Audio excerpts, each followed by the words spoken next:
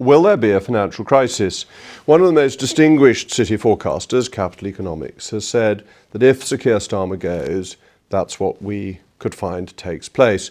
Capital Economics is worried that the markets will react in the way they did to Liz Truss's mini-budget, with falls in sterling and in gilts. Remember that with gilts falling, what happens is that the price goes down and yields go up. So it's an increase in longer term interest rates. The reason they're concerned about this is that they think any successor would be more left-wing than the Starmer-Reeves combination, and that they would want to spend more money, and the country doesn't have any money. Well, I agree with them that the country doesn't have any money, and that any policies that would propose spending more money would have an effect on the markets. I think they're right about that, and I think they're right, therefore, that a change in leader now could have the consequence of a financial crisis in the short term. What I think is left out, or has been left out of the reporting I've seen, is that there's going to be a financial crisis anyway. The reason is that Starmer and Reeves do not have control of the public finances, and they have got into a doom loop of taxation where you put up tax rates but you don't in the end raise any more money. You do for a little bit, but then you get such low economic growth that there's no additional revenue being earned. People adapt their behaviour, they leave the country, they don't bother working so hard, they work fewer hours, they close their restaurant, they close their pub, they don't open on Mondays and Tuesdays. Why? Because the tax rates are too high, and that means you don't have the funding for the expenditure that you're committed to. And this is an intrinsic problem within the economy at the moment in the way it's being run by Starmer and Reeves. Take the really, really simple point that public expenditure is just about 45% of GDP, and that tax revenues never go above much more than 38% of GDP. They're forecast to reach that, but they're not there yet. That leaves an annual 7% gap between expenditure and income. Against that, you have economic growth, so that you are borrowing against a growing economy, but that's anemic. That is at the 1% level in real terms, perhaps 4% in nominal terms. That's not enough to make up the difference. So you will get an increasing debt to GDP ratio because the spending is too high and the amount of revenue is too low. You get a little bit of cash in from other things, so it's not an annual 7% cash deficit. What do you get? You get some government fees for services that the government provides, which don't count as taxation, and you get some asset sales. So that 7% gets brought down a little, but still we are spending more than we can afford. And that ultimately leads to a financial crisis. Why? Because you get to the point where raising taxes clearly won't help anymore. The socialist is always instinctively in favour of raising taxes to pay for public expenditure. But once you've got to the maximum level that the country will pay in taxation, which does historically seem to be around the 38% level, then however much you raise tax rates by, you don't get more money. And if you don't believe me, look at the headline tax rates in the 1960s and the 1970s, when you were talking about an 83% income tax rate, a 98% rate when you added on the tax on unearned income. Did this raise huge amounts of extra tax? No, it was below the 38% of GDP. Why? Because people adjust their behaviour when tax rates are penal. So higher rates don't in the end raise more money. This is Laffer curve through experience rather than through theory. People do different things. They just stop working, actually. There comes a point at which people won't bother to work if they don't get paid for it. And you know the same is true with benefits, that if benefits are too generous, then people will adjust their behaviour to get benefits rather than work. People are rational, and they're rational about their own financial circumstances.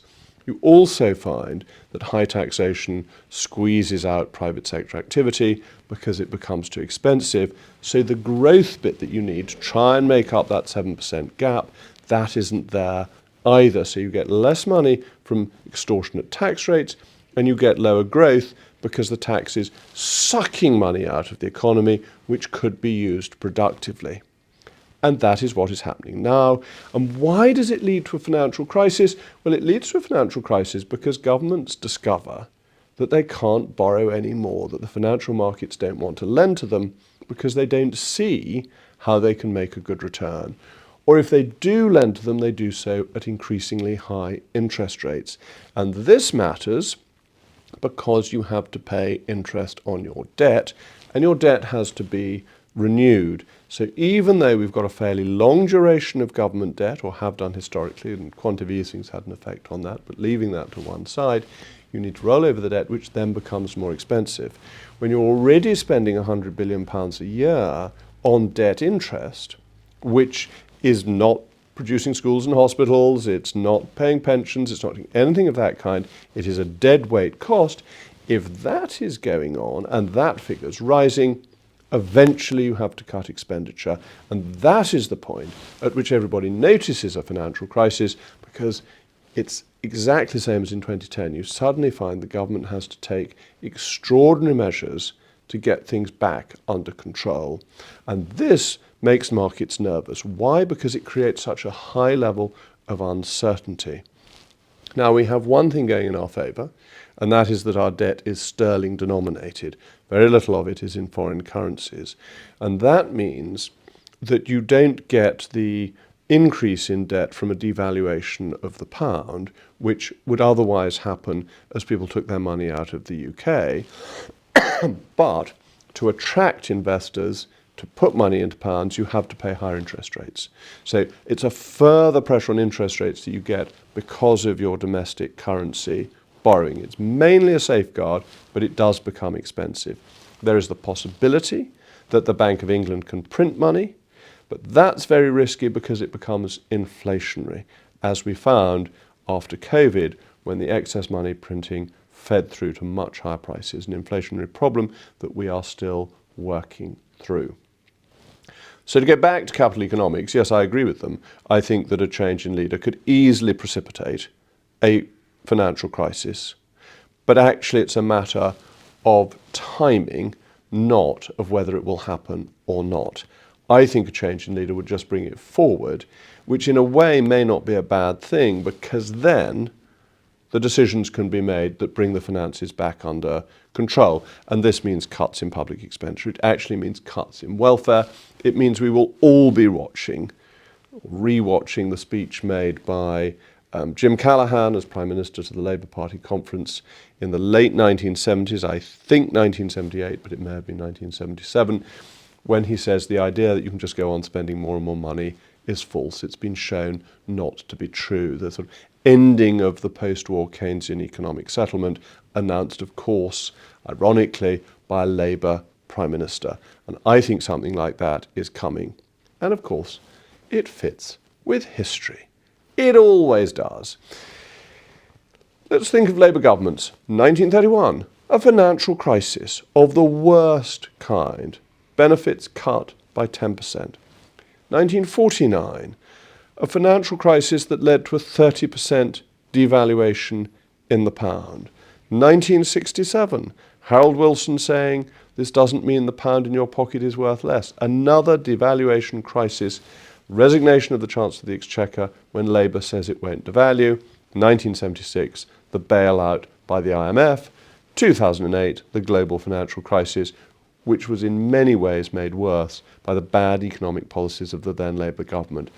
All Labour governments always have financial crises. It is what they do. And so, yes, there will be another one. Yes, it's coming down the tracks. Yes, it will be precipitated early if there's a change in leader.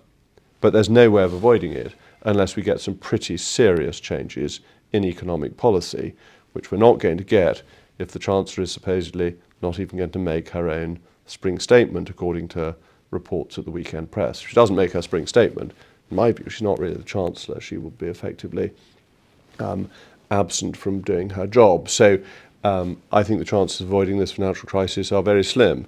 I think the chances of Keir Starmer staying in office are very slim too, but I might make another little video about that later on today. Who knows what's going to happen between now and then? Thank you for watching.